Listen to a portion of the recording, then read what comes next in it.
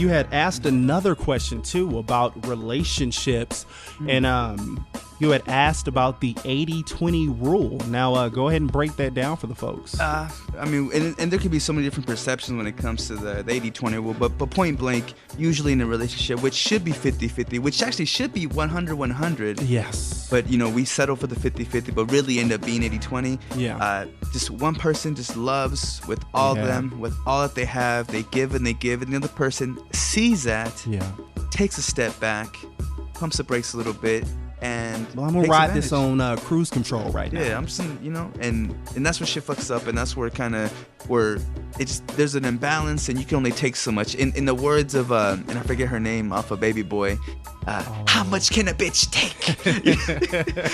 Honestly, how much can you put up with? And I don't know, it's not fair. Yeah. And I think that is true. There is a 80-20 that happens, and I know I've been on both sides of those. I know I've been in relationships with chicks where they were just kind of like on my dick, and I'm like, oh, she's on my dick. I have her, and so I'm gonna fall back and not put any fucking effort to it. And then unfortunately, those are the relationships where the chick sticks around and just hangs on your coattail.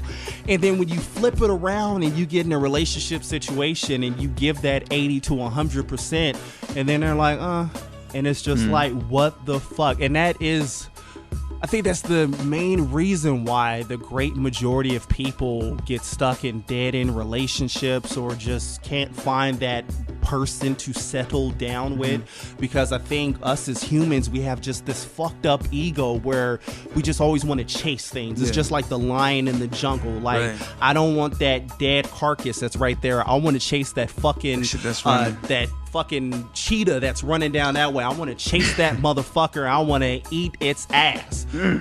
Speaking of which, that kind of goes to explain my obsession with dykes. I don't know what it is. and I'm it's that chasing what you can't have. Yeah, because I think to myself, I'm not meant to have that, but you know what? I'm finna take it. Yes. And actually get into a little nerdism. I once again, I read a ton, and I read a book not too long ago called Sets at Dawn by Christopher Ryan. It was an awesome fucking book, and it just went over the evolution of sets and how we got to where we're at today. And it was breaking down some of the reasons why relationships don't work, and a couple of the things that he brought up. One from a female perspective, it was saying that women, when they're on the hunt looking for a guy, you should be off of birth control.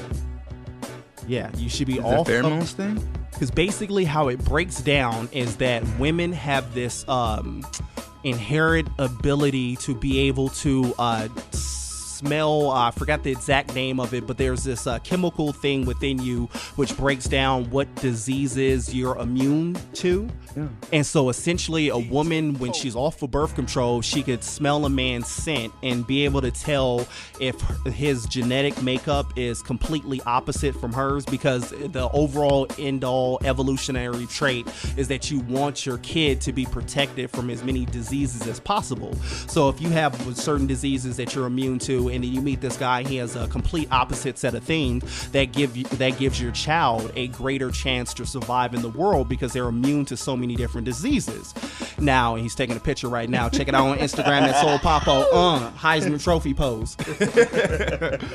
But so how it breaks down, out in London, they did this test with a whole bunch of women where they had half of them were on birth control and half of them were off of birth control. And they took these guys and they had them wear the same shirt for like 3-4 days in a row, sweat into the shirt, where the shirt had essentially their stank on it. Yeah. And then they had the different women smell them. And out of all the women who were off of birth control, they all were able to subconsciously pick the guy that was completely different hormonal from them, and so they would be able to, then essentially have a child with this kid, or have a child with this man, and be able to the kid will be immune to a whole lot more diseases. And then the women who were on birth control, they were kind of picking at random.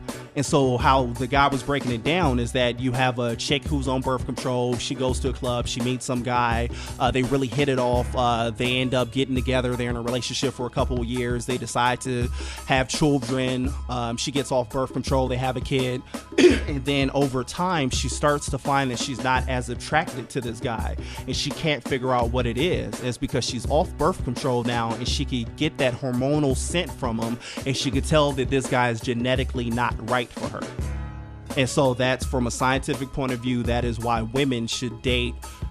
They should be off of birth control when they're on the dating scene. Now, that doesn't mean just go out and be pregnant. If you're sucking and fucking, you need to be on birth control. But if you're playing the field looking for a guy that's going to work, get off those fucking hormones and let your natural instincts kick in so you could, make that shit work. Some would call it the Holy Spirit, but some would, don't be all doped up. That's, and that's fucking crazy. Yeah. And then now for the guys, there's another side of it with guys where there's a reason why married men, after they've been with their wives for so long, it could be a perfect fucking relationship, but the guy just starts feeling depressed and then he ends up having an affair. And you see it all the time. Look at Anthony Weiner. He can't keep his fucking dick in his pants. Twit picking his shit. Like, really? Look at this dick, bitch.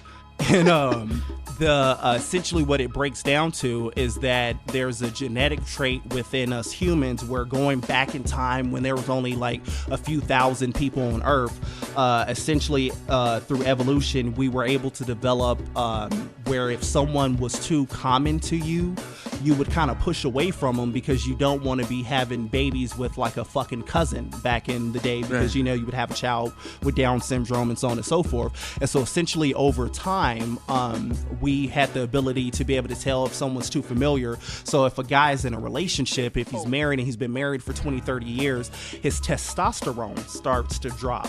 And by his testosterone starting to drop, he starts kind of feeling bland, and he starts being not as sexually attracted to the woman. And he starts to think that, he's falling out of love with the woman. And then he goes and he meets some other chick. He ends up cheating on his wife. She gives him a testosterone boost that he thinks is this newfound love. And oh my God, this is my real soulmate over here.